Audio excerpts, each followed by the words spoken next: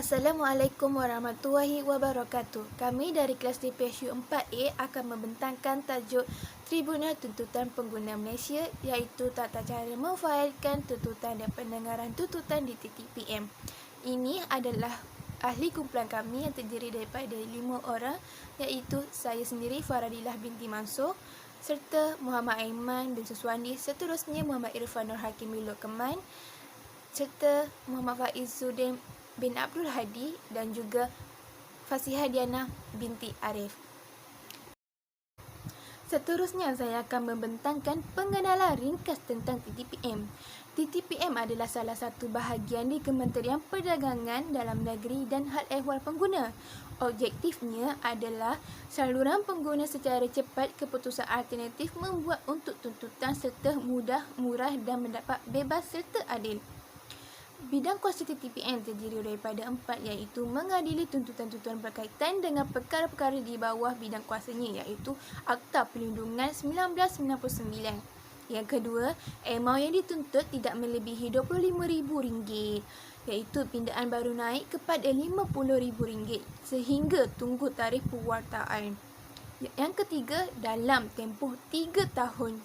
Dan yang keempat, bidang kuasa TTPM boleh diperluaskan oleh Menteri kepada perkara-perkara lain yang ditetapkan oleh Menteri melalui perintah yang disiarkan dalam warta. Seterusnya, saya akan menerangkan tentang peranan TTPM dalam pelindungan hak pengguna. Peranannya iaitu berfungsi sebagai untuk mendengar dan mengadili tuntutan-tuntutan pengguna yang dibuat di bawah Akta dan tertakluk kepada peruntukan Akta Perlindungan Pengguna 1999, iaitu Akta 1999 secara bebas dan adil. Itu sahaja daripada saya serahkan pembentangan ini kepada ahli kumpulan seterusnya. Assalamualaikum warahmatullahi taala wabarakatuh. Nama saya Muhammad Irfan Al-Hakim bin Kuman. Nombor kad matrik DSU 202024765 dari kelas DPSU 4A. Okay, saya akan menerangkan mengenai jenis tuntutan yang boleh dibuat ke atas Tribunal Tuntutan Pengguna Malaysia.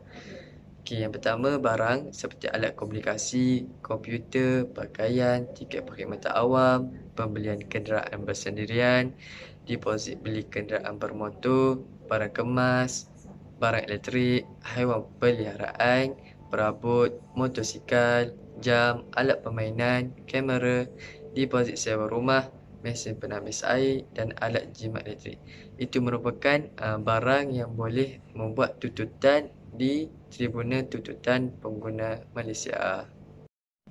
Okay, yang kedua, jenis tuntutan yang boleh dibuat ke Tribunal Tuntutan Pengguna Malaysia iaitu perkhidmatan seperti agensi pembantu rumah, perkhidmatan agensi pelancongan, pakej perkahwinan, kedai jahit pakaian, rawatan kecantikan, khidmat kecantikan, khidmat ubah suai rumah, bengkel kereta dan motosikal, alat ganti kenderaan, pakej rumah tumpangan dan hotel, pembaikan kecil, perkhidmatan bekalan elektrik, perkhidmatan gambar dan foto, dan pakej pemeriksaan kesihatan.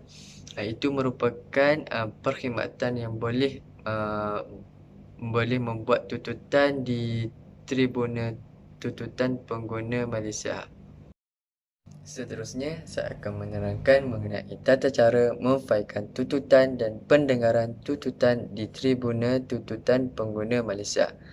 Perkara yang perlu dibawa semasa memfailkan tuntutan serta pendengaran seperti resit bayaran asal, slip bank, dokumen kontrak dan perjanjian, surat jaminan dan kontrak, saksi individu hadir semasa pendengaran, yuran pemfailan borang tuntutan dan pembelaan Tribunal Tuntutan Pengguna Malaysia sebanyak RM5 sahaja.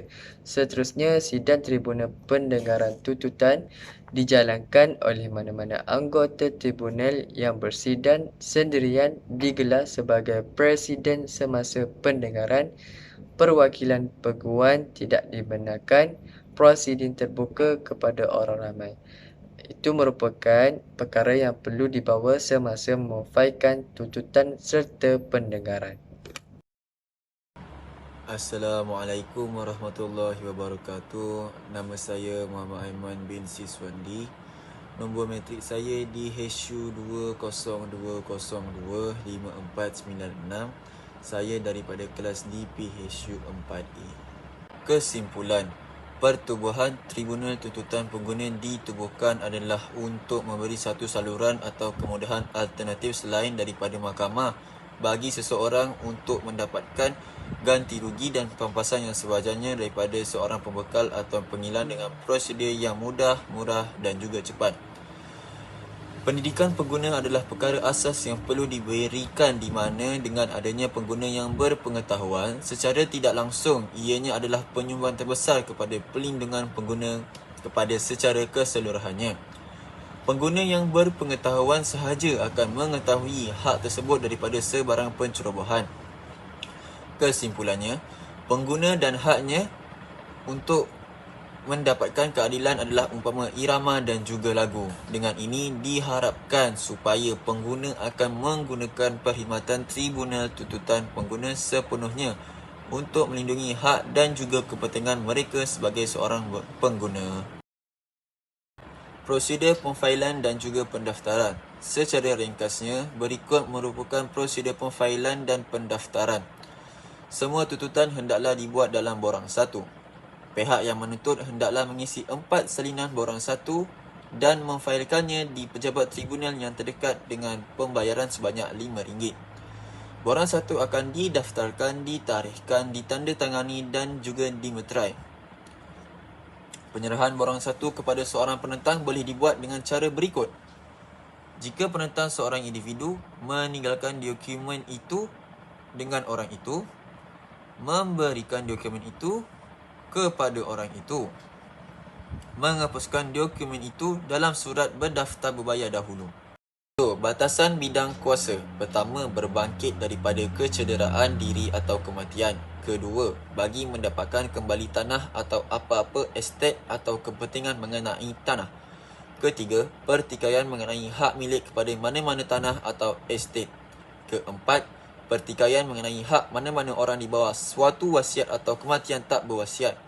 Kelima, pertikaian berkaitan dengan hal-hal seperti franchise, nama baik, rahsia perdagangan atau harta intelek lain atau apa-apa hak dalam tindakan.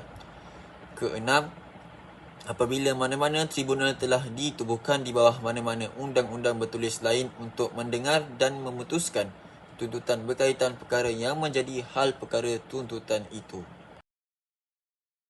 Assalamualaikum, nama saya Fasiha Diana binti Arif, nombor kad matrik di HSU 202025577. Jadi saya akan menyambung pembentang rakan saya, itu saya akan menjelaskan tentang jenis-jenis tuntutan yang boleh difailkan dan ia mempunyai 11 jenis tuntutan.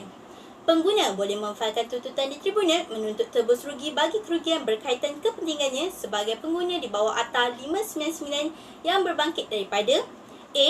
Perlakuan yang mengelirukan atau memperdayakan berhubung dengan barang mengenai sifat, proses penghilangan, ciri-ciri, kesesuaian bagi sesuatu maksud, kualiti dan kuantiti barang. B. Perlakuan yang mengelirukan dan memperdayakan berhubung dengan perkhidmatan mengenai sifat, ciri-ciri, kesesuaian bagi suatu maksud, kualiti dan kuantiti perkhidmatan itu. C.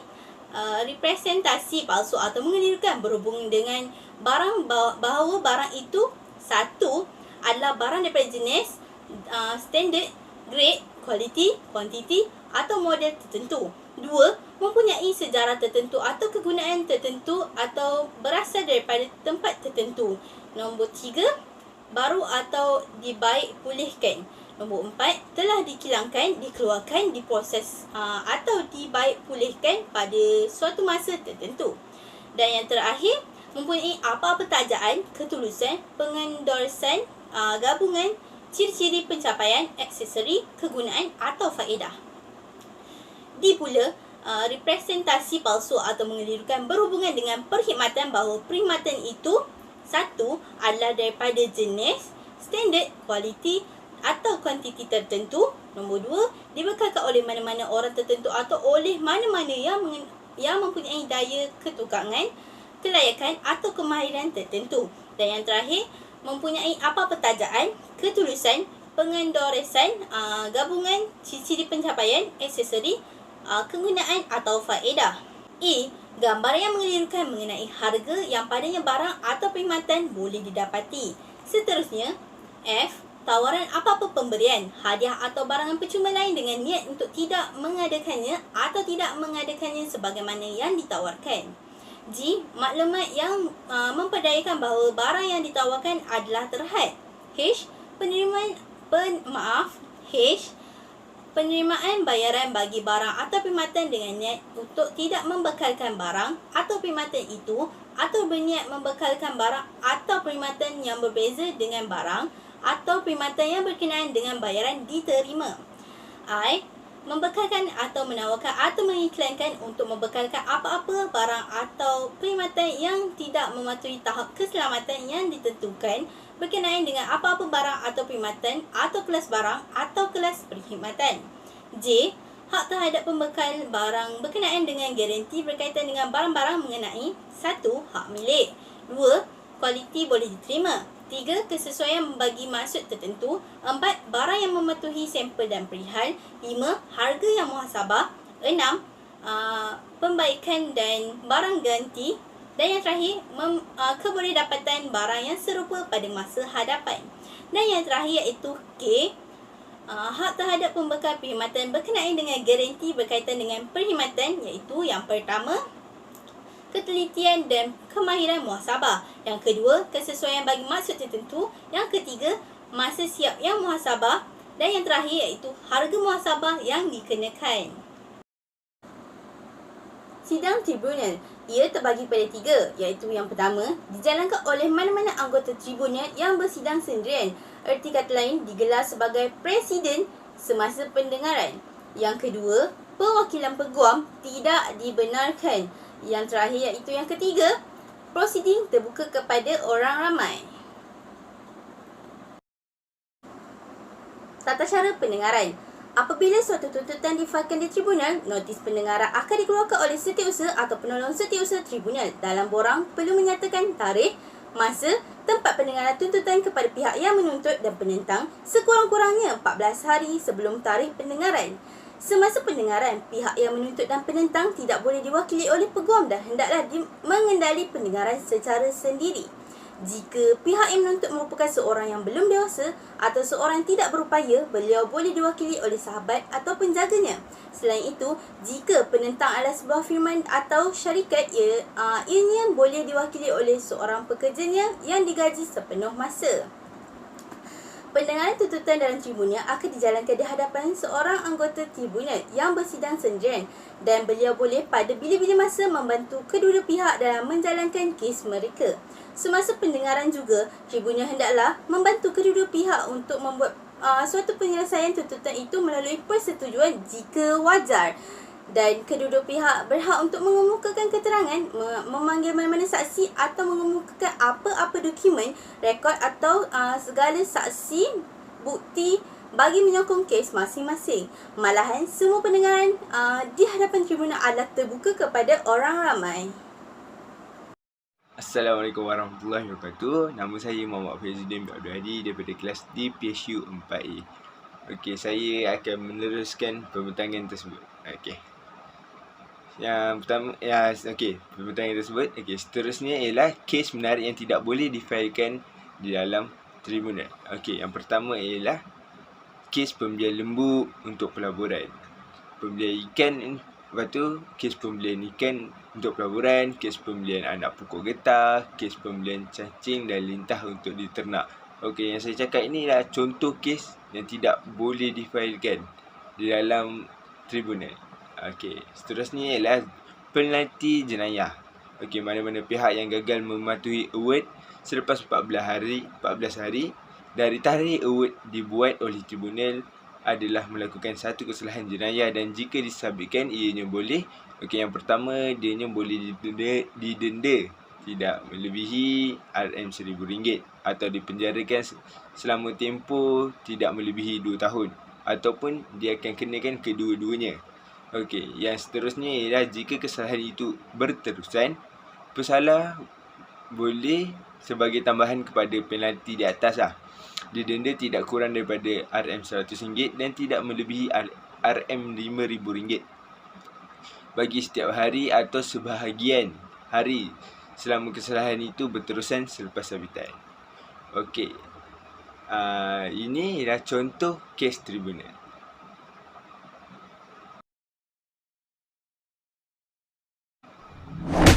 Okey, sekian daripada saya. Terima kasih.